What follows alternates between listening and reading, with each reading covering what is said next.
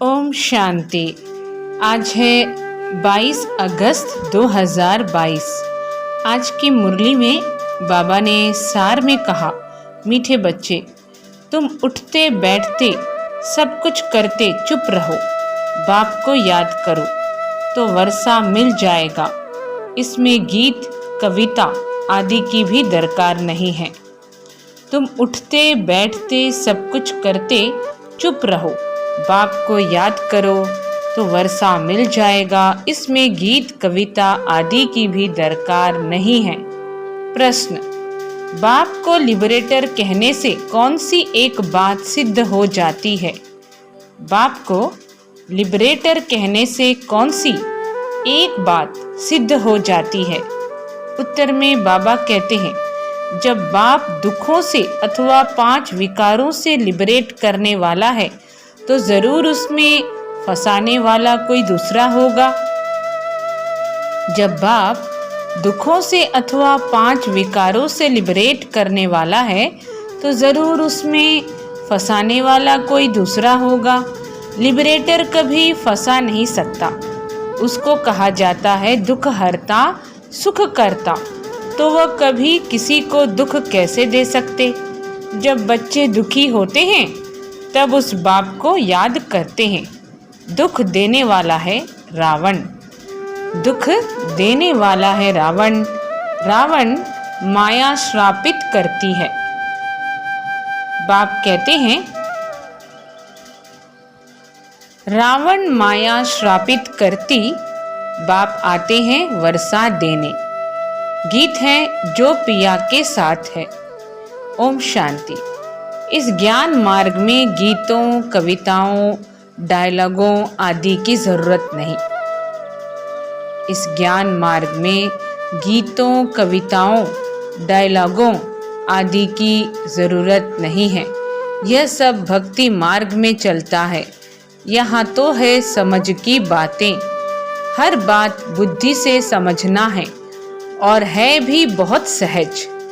यानी यह ज्ञान बहुत सहज है। एक भी पॉइंट से मनुष्य पुरुषार्थ करने लग पड़ते हैं। बाबा कह रहे हैं, एक भी पॉइंट अगर समझ आ जाए ना, उस एक पॉइंट को लेकर पुरुषार्थ करना शुरू हम कर सकते हैं। गीत सुनने की व कविता बनाने की कोई ज़रूरत नहीं है। गृहस्थ व्यवहार में रहना है, धंधा धोरी करना है। बाप कहते हैं, वह सब करते तुम मेरे से वर्षा कैसे ले सकते हो?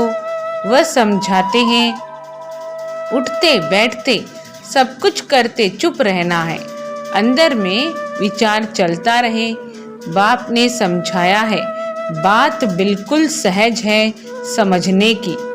नई दुनिया को पुरानी दुनिया होने में समय लगता है, फिर पुराने से नई बनने में इतना समय नहीं लगता है। बच्चों को समझाया गया है, बाप नई सृष्टि रचते हैं, फिर पुरानी होती है। सुख और दुख की दुनिया बनी हुई जरूर है, परंतु सुख कौन देते हैं, दुख कौन देते हैं, यह किसको पता नहीं। बनी बनाई भी जरूर है। इस चक्र से हम निकल नहीं सकते। इस चक्र से हम निकल नहीं सकते। उसको कहा जाता है ड्रामा। नाटक के बदले ड्रामा कहना अच्छा लगता है। नाटक जो होता है उसमें बदल सदल हो सकती है। कोई को निकाल सकते हैं, कोई को ऐड कर सकते हैं। आगे नाटक थे, बायोस्कोप तो अब निकले हैं। बाबा बोल रहे हैं, पहले तो नाटक थे, बायोस्कोप तो अब निकले हैं। बायोस्कोप में जो फिल्म शूट हुई वही रिपीट होगी। यह बायोस्कोप निकाला है। इस ज्ञान को भी इस द्वारा पूरा समझने के लिए नाटक में फर्क हो जाता है, बायोस्कोप में फर्क नहीं हो सकता। यह एक स्टोरी है नई पावन दुनिया और पुरानी पतित दुनिया की। सिर्फ मनुष्यों को यह पता नहीं है कि ड्रामा की आयु कितनी है। बहुत लंबी चौड़ी आयु दे दी है। मनुष्य तो कुछ भी समझ नहीं सकते। नई दुनिया में कितने समझदार धनवान पवित्र थे, सर्वगुण संपन्न थे। बाबा आज ऐसे क्यों समझा रहे हैं? कि बच्चे भी जाकर ऐसे भाषण करें। भारत की पहले पहले महिमा करनी चाहिए।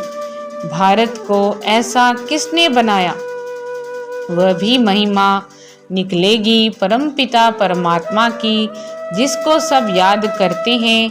याद क्यों करते हैं? क्योंकि पुरानी दुनिया में दुख बहुत है। दुख देने वाले 5 विकार ही हैं। सत्युग त्रेता को सुखधाम कहा जाता है। वह है ही ईश्वरीय स्थापना। सत्युग क्या है? सत्युग त्रेता ईश्वरीय स्थापना। यह फिर है आसुरी स्थापना, जिसमें मनुष्य 5 विकारों में फंस पड़ते हैं। समझते भी हैं, बाप ही लिबरेट करते हैं। जो लिबरेटर हैं वह फंसाने वाला थोड़े ही होगा। बाबा सबको समझा रहे हैं, कन्विंस कर रहे हैं कि जो लिबरेटर है, जो पार लेकर जाने के लिए आया है, वह फंसाने वाला थोड़े ही होगा।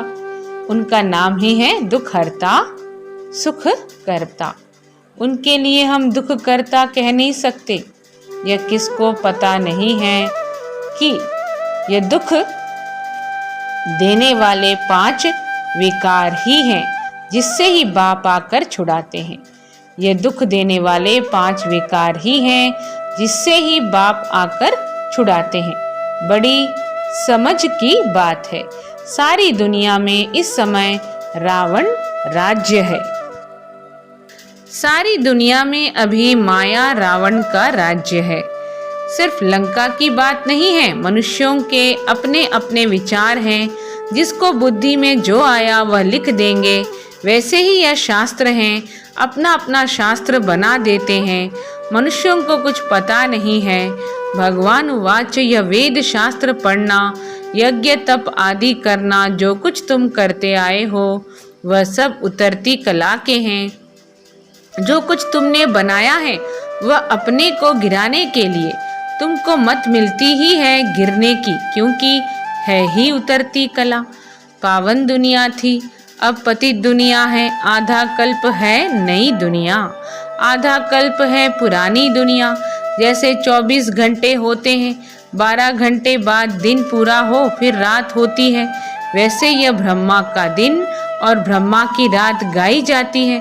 विष्णु का दिन रात नहीं कहेंगे। यह कितनी गुह्य बातें हैं, सिवाय बाप के और कोई समझा न सके। बाप समझाते हैं, अभी तमो प्रधान से सतो प्रधान में जाना है। अभी अर्जुन अपनी बादशाही थोड़े ही स्थापन हुई है। बाप कितना सहज बच्चों को समझाते रहते हैं। सिर्फ शिव बाबा को याद करना है, तमो प्रधान से सतो प्रधान बनना है। यह बातें भी तुम अबलाएं ही समझ सकती हो। नई दुनिया और पुरानी दुनिया। नई दुनिया को रचने वाला बाप है। नई दुनिया स्वर्ग थी, फिर नरक किसने बनाया? रावण ने। रावण कौन है यह राज भी तुमको समझाया है। कोई भी विद्वान पंडित आदि नहीं समझ सकते। वह तो कह देते जगत मिथ्या, सब कुछ कल्पना है। तुम समझा सकते हो, अगर जगत बना ही नहीं है तो तुम बैठे कहाँ हो? यह जो वर्ल्ड रिपीट होती है उसकी पूरी नॉलेज चाहिए ना। यह जो वर्ल्ड रिपीट होती है उसकी पूरी नॉलेज चाहिए ना। नॉलेज ना होने के कारण कह देते हैं सब कुछ मिथ्या है। जिसने जो सुनाया सो सत, जिसने जो सुनाया सो सत। तुम तो एक बात में ही खुश होते हो। बाप तो बहुत अच्छी रीति समझाते हैं। बाप ने तो आधा कल्प का वर्षा दिया है, फिर रावण से हराया है। यह खेल बना हुआ है। तुम बच्चे जानते हो, हम अभी ईश्वर के बने हैं और उनकी श्रीमत पर चल रहे हैं। यह चित्र तो बड़े अच्छे हैं। सबके पास बड़े चित्र होने चाहिए। बड़े चित्रों पर समझाना अच्छा होता है। चक्र सामने खड़ा है, संगम युग भी सामने लगा हुआ है। कलयुग है काला पतित, उनमें लोहे की खाद पड़ने से काले हो गए हैं। भारत कितना गोल्डन एजड था, अब फिर इनको आयरन एज से चेंज होना है। उनकी स्थापना, इनका विनाश होना है। गाया भी जाता है। परमपिता परमात्मा त्रिमूर्ति है। बाबा क्या कह रहे हैं? उनकी स्थापना, इनका विनाश होना चाहिए।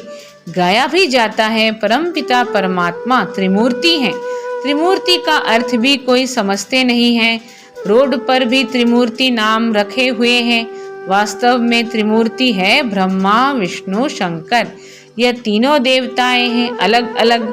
इन सब से ऊंचते ऊंच हैं परमपिता परमात्मा शिव, करण करावनहार। उनको गुम कर दिया है।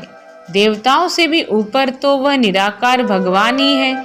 जैसे बाप निराकार है, वैसे हम आत्माएं भी निराकार हैं।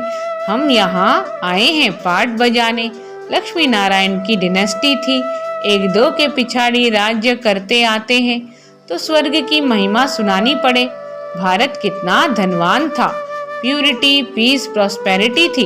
अभी अकाले मृत्यु नहीं होती थी। कभी अकाले मृत्यु नहीं होती थी। बाबा बोल रहे हैं उस समय सतयुग त्रेता के समय अकाले मृत्यु कभी होती नहीं थी। नई दुनिया थी। बाप ने ही नई दुनिया रची थी। बाप 16 कला बनाते हैं। कहते हैं बच्चे मन मना भव मामेकम याद करो। यह है भगवानुवाच। उनको पतित पावन कहा जाता है। श्री कृष्ण को ज्ञान सागर नहीं कहेंगे। फिर गीता में श्री कृष्ण का नाम क्यों डाला है?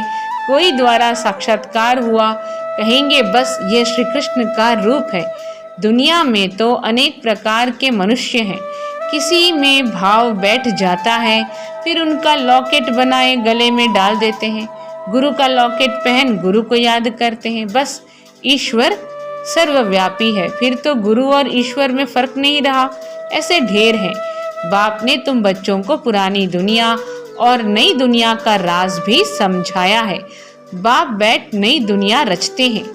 अभी सब बाप को बुलाते रहते हैं, आकर पावन दुनिया स्थापन करो या हमको पावन बनाए ले चलो। धाम है दो, निर्वाण धाम और सुख धाम। सन्यासी तो मुक्ति के लिए नॉलेज देते हैं, जीवन मुक्ति के लिए दे नहीं सकते। तुम देवी देवता धर्म वाले हो, जो पुजारी बने हो फिर पूज्य बनना है। श्री कृष्ण सतयुग का प्रिंस है। उनकी महिमा होती है। कुमार कुमारी की ही महिमा होती है, क्योंकि पवित्र है ना। नहीं तो श्री कृष्ण से राधे की महिमा ज्यादा होनी चाहिए, परंतु यह किसको मालूम नहीं। पहले राधे फिर कृष्ण क्यों? कहते हैं राधे कृष्ण, कृष्ण राधे मुश्किल कोई कहेंगे। समझते हैं बच्चा वर्षे का हकदार बनते हैं, इसलिए श्री कृष्ण की महिमा जास्ती है। यहाँ तुम सब हो बच्चे। बाबा कह रहे हैं कृष्ण राधे मुश्किल कोई कहेंगे, राधे कृष्ण ही कहते हैं। समझते हैं बच्चा वर्षे का हकदार बनते हैं, इसलिए श्री कृष्ण की महिमा जास्ती है। यहाँ तुम सब हो बच्चे। बाप कहते हैं जितना पुरुषार्थ करेंगे उतना अपने लिए ही ऊंच पद पाएंगे। कल्प कल्पांतर के लिए बाप आत्माओं से बात कर रहे हैं। पुरुषार्थ से तुम ऊंच पद पा सकते हो। विलायत में बच्ची पैदा होती है तो खुशी मनाते हैं। विलायत में बच्ची पैदा होती है तो क्या होता है? खुशी मनाते हैं। यहाँ बच्चा पैदा हो तो खुश होते हैं। हर एक की रस्म अपनी अपनी है। तो बच्चों की बुद्धि में अब बैठा है कि बाप बरसात देते हैं, फिर श्राप माया देती है। वह गॉड फादर स्वर्ग का रचयिता है। श्री कृष्ण के लिए कभी कह न सकें, परमात्मा ही नरक को स्वर्ग बनाते हैं। सहज ज्ञान और योग वही सिखलाते हैं। ऐसे ऐसे भाषण तुम कर सकते हो। गीता में श्री कृष्ण का नाम डाल खंडन कर दिया है। गीता का भगवान निराकार परमात्मा है, न कि श्री कृष्ण। श्री कृष्ण तो रचना है। उनको भी वर्षा बाप से मिला। वह कैसे? आओ तो समझाएं। कोई भी बात उठाकर उन पर समझाने लग जाओ। पुरानी दुनिया नई दुनिया पर समझाने से उसमें सब आ जाता है। अभी अनेक धर्म है, उनके बीच आदि सनातन देवी देवता धर्म की स्थापना हो रही है। कितना समझाया जाता है।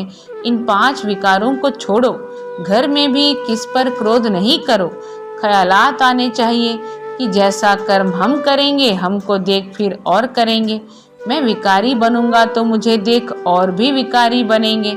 बाप फरमान करते हैं, अब पवित्र बनो, स्त्री को भी पवित्र बनाओ, कोई पर क्रोध मत करो, तुमको देख यह भी करने लग पड़ेंगे। मेल तो रचयिता है, तो स्त्री को भी समझाना चाहिए। फिर अगर तकदीर में ही नहीं होगा तो क्या कर सकेंगे। समझाना है कि पवित्र बनो तो पवित्र दुनिया के मालिक बनेंगे। बाप समझाते हैं, तुमने 84 जन्म, क्या समझाते हैं बाबा कि तुमने 84 जन्म कैसे लिए हैं। पहले तुम सतो प्रधान पावन थे, फिर रजो तमो बने हो, अब फिर तुम मुझे याद करो तो पावन बनेंगे। गीता के वर्षंस ही भगवान कह रहे हैं। गीता में श्री कृष्ण का नाम डालने से उनकी सारी जीवन कहानी खत्म हो जाती है। समझाने की भी हिम्मत चाहिए। बाबा समझाते रहते हैं, बहुत बच्चे समझते हैं हम तो शिव बाबा को ही मानते हैं, उनसे ही कल्याण होना है। भूल करते हैं तो बाबा इशारा देते हैं, परंतु कई बच्चे लून पानी हो जाते हैं। लून पानी थोड़े ही बनना है। समझाया जाता है कि ऐसे नहीं करो। कोई तो ऐसे हैं जो एक दो का रिगार्ड भी नहीं रखते हैं, अपने से बड़ों को भी तुम करके बात करते हैं। सेंसिबल बच्चों को सर्विस का बहुत शौक होना चाहिए। फलाना सेंटर खुला है, हम उन पर जाकर सर्विस करें। बिगर कहे जो करे सो देवता, कहने से करे वह मनुष्य, कहने से भी न करे तो अच्छा।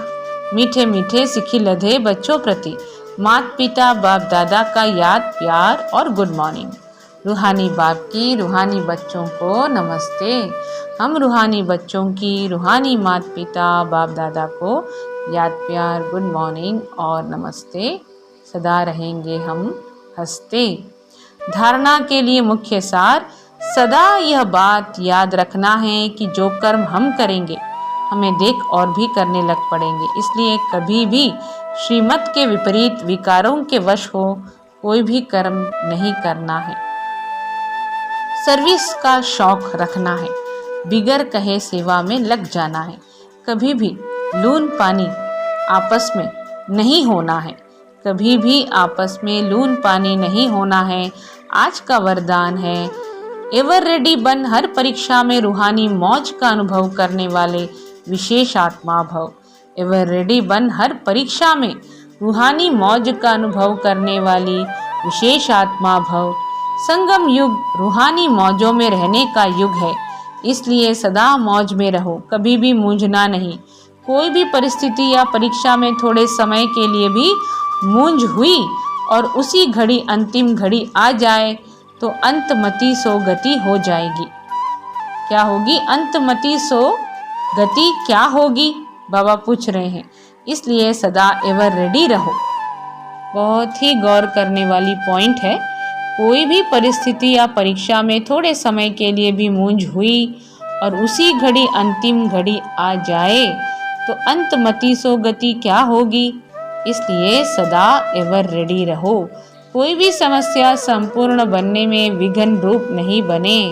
सदा यह स्मृति रहे कि मैं दुनिया में सबसे वैल्यूएबल विशेष आत्मा हूँ। मैं क्या हूँ? वैल्यूएबल विशेष आत्मा हूँ। मेरा हर संकल्प बोल और कर्म विशेष हो, एक सेकंड भी व्यर्थ न जाए। स्लोगन है, श्रेष्ठ कर्मों का खाता जमा करते चलो तो विकर्मों का खाता स्वतः समाप्त हो जाएगा। श्रेष्ठ कर्मों का खाता जमा करते चलो तो विकर्मों का खाता स्वतः समाप्त हो जाएगा। ओम शांति।